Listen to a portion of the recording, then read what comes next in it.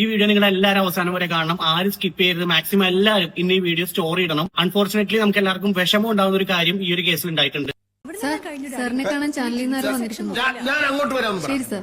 അയ്യോ, ചാനലുകാരുടെ ഇന്നത്തെ അത്താഴം ഞാനായിരിക്കും. ബസ്സിൽ നിന്നുള്ള ഒരു വീഡിയോ ഷെയർ ചെയ്ത് എന്താന്ന് വെച്ച് കഴിഞ്ഞാല് ഒരാള് മനഃപൂർവ്വം എന്റെ ശരീരത്തിൽ സ്പർശിക്കുന്ന ഒരു വീഡിയോ. അതൊരു ആക്സിഡന്റ് അല്ല, ഒരു മിസ്അണ്ടർസ്റ്റാൻഡിംഗും അല്ല. ഇത് മേജർ സൈക്കോളജിക്കൽ ഇഷ്യൂവും സെക്ഷൽ ബൗണ്ടറി വയലേഷനുമാണ്. അതായത് കൺസെന്റ് ഇല്ലാതെ ഒരു മനുഷ്യന്റെ ശരീരത്തിൽ തൊടാന് ആർക്കാ അവകാശമുള്ളത്? നിന്റെ വേഷം കെട്ടലൊന്നും എന്റെ അടുത്ത് വേണ്ട. ഞാൻ ആരാണെന്ന് നിനക്ക് അറിയില്ല. മോന്ത കണ്ടില്ല, ഒരൊറ്റ പൊട്ടിക്കില്ലെന്നുണ്ടല്ലോ. കൺസെന്റ് ഇല്ലാണ്ട് ഒരു മനുഷ്യന്റെ ശരീരത്തിൽ തൊടാൻ അതാണായാലും പെണ്ണായാലും ആർക്കും അവകാശമില്ല. അത് നിങ്ങൾ പറഞ്ഞ കറക്റ്റ് തന്നെയാണ്. ഇതിലെന്താണ് മേജർ സൈക്കോളജിക്കൽ ഇഷ്യൂ? ആർക്കാണ് സൈക്കോളജിക്കൽ ഇഷ്യൂ? അറിയാതെ അയാളൊന്ന് കൈതട്ടാം, വേണമെന്നുണ്ടെങ്കിൽ ബാക്കോട്ട് ഇറങ്ങിയേക്കാം. നിങ്ങൾ അതേ സ്ഥലത്ത് തന്നെ നിന്നിട്ട് തിരിഞ്ഞു നിന്നു നേരെ. ഈ കൊടക്കമ്പിയ അതായത് ഇങ്ങനെ സൈഡിൽ ഇരുന്ന് നിങ്ങൾ ഇങ്ങോട്ട് നിന്നു. അതെന്തിനായിരുന്നു? അതിന്റെ സൈക്കോളജി ഒന്ന് പറഞ്ഞുതരാമോ? എടാ, നീ ആരോടാ കളിക്കുന്നത് നിനക്കറിയോ? ഒരു രാജവെമ്പാലയാ നീ നോച്ചുവിട്ടിരിക്കുന്നത്. ഈ വീഡിയോ ഓൺ ആക്കിയത് അയാൾ കണ്ടിട്ടുണ്ട്. അയാൾ അത് കണ്ടോണ്ടിരിക്കെ തന്നെ അയാൾ കുറച്ചു നേരം അങ്ങനെ നിന്നു, വേറെ കുഴപ്പമൊന്നുമില്ല. കുറച്ച് കഴിഞ്ഞപ്പോ അയാൾ അത് പിന്നെ റിപ്പീറ്റ് ചെയ്തോണ്ടിരിക്കുക. അതിന് എന്താ മനസ്സിലാക്കുന്നത്?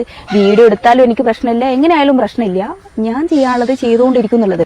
പിന്നെ എന്തിനാണാവോ ഇങ്ങോട്ട് എഴുന്നള്ളിയതിന്റെ ഉദ്ദേശം? സൈക്കോളജിനെ കുറിച്ചൊക്കെ പറയുന്നത് നിങ്ങളാണോ ഇത്രയും അട്ടർ ബ്ലണ്ടർ പറയുന്നത്? എത്രയോ വീഡിയോസ് ഇതുപോലെ പെൺകുട്ടികൾ ഷൂട്ട് ചെയ്തേക്കുന്ന വീഡിയോസ് നെറ്റിൽ ഉൾപ്പെടെ കിടക്കുന്നുണ്ട്. അതിൽ എപ്പോഴെങ്കിലും വീഡിയോ എടുക്കണം കണ്ടിട്ട് അവരവിടെ നിന്നിട്ടുണ്ട്. ഒന്നില്ലെങ്കിൽ അവരവിടെ എസ്കേപ്പ് ആവാൻ നോക്കും, അല്ലെന്നുണ്ടെങ്കിൽ അവർ റിയാക്ട് ചെയ്തിട്ട് ഇറങ്ങി ഓടും. നിങ്ങളുടെ ഭാഷയിൽ, നിങ്ങളുടെ സൈക്കോളജി, നിങ്ങൾ പഠിച്ച സൈക്കോളജിയിൽ അയാൾ അത് കെയർ ചെയ്യുന്നില്ല എന്നുള്ളത് കൊണ്ടാണോ?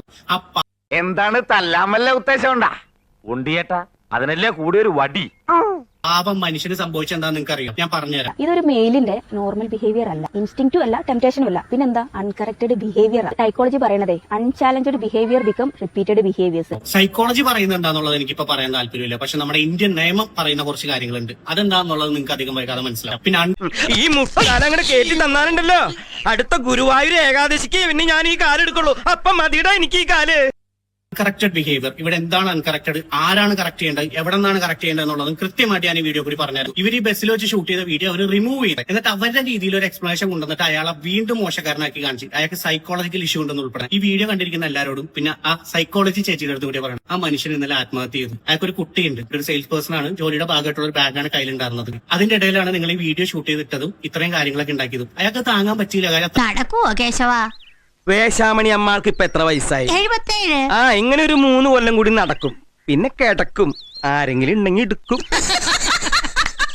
മനക്കെട്ടിയുള്ള ഒരു മനുഷ്യനല്ല അത്. അയാളുടെ ഓഫീസിൽ നിന്നും അയാളുടെ ഏറ്റെടുത്ത സുഹൃത്തുക്കൾ ഉൾപ്പെടെ ഇന്നലെ അയാളോട് ഒരുപാട് പറഞ്ഞ് മനസ്സിലാക്കിയതാണ്. നിങ്ങളുടെ ഭാഗത്തൊരു തെറ്റുമില്ല, നിങ്ങൾ ഇത് ഓർത്ത് ടെൻഷൻ അടിക്കേണ്ടത്. പക്ഷെ അയാൾക്ക് അത് താങ്ങാൻ പറ്റിയില്ല. മാഡം, ഇനി നിങ്ങൾ വല്ല സൂചനയും കിട്ടിയോ? ഇല്ല, ഏതോ തന്തയില്ലാത്തവനാണെന്നറിയാം. ഇതിനെങ്ങനെയാണ് ജസ്റ്റിഫൈ ചെയ്യാൻ പോകുന്നത്? നിങ്ങൾക്ക് എന്തെങ്കിലും മോശമായിട്ട് അനുഭവം ഉണ്ടായെങ്കിൽ പോലും നിങ്ങൾ പോലീസ് കംപ്ലൈന്റ് ഒരു തരണമെങ്കിൽ ഇത്രയും പ്രശ്നം ഉണ്ടാവില്ലായിരുന്നു. ഇനി അയാളുടെ ജീവൻ നിങ്ങൾക്ക് തിരിച്ചുകൊണ്ടുവരാൻ പറ്റുമോ? ആ കുട്ടിയുടെ അച്ഛൻ, അത് നിങ്ങൾക്ക് തിരിച്ചുകൊണ്ടുവരാൻ പറ്റുമോ? ഞാൻ ഈ വീഡിയോ ഇടുന്നത് മറ്റൊരു ജീവൻ എടുക്കാൻ വേണ്ടിയല്ല. ഇനി കേരളത്തിലെ എല്ലാ മെയിൻ സ്ട്രീം ന്യൂസ് ചാനലിന്റെ അടുത്ത് ഞാൻ ഒരൊറ്റ കാര്യം ചോദിച്ചോട്ടെ. ആ പെൺകുട്ടി ഇങ്ങനെ ഒരു വീഡിയോ ഇട്ടപ്പോഴേക്കും നിങ്ങൾ എല്ലാവരും അതെടുത്ത് ന്യൂസ് ആക്കി. ആ പെൺകുട്ടിക്ക് നേരെ സൈബർ ആക്രമണമുണ്ട്, ആ കുട്ടിയുടെ അവസ്ഥയും സിറ്റുവേഷൻ എല്ലാം പറഞ്ഞ് നടന്ന കാര്യങ്ങളൊക്കെ പറഞ്ഞ് വിസ്തരിച്ച് എഴുതി. മനോരമ ന്യൂസ് ഉൾപ്പെടെ ഞാനിവിടെ സ്ക്രീൻഷോട്ട് അടിച്ച കോള് തിരിച്ചടിക്കുകയാണല്ലോ ദൈവമേ.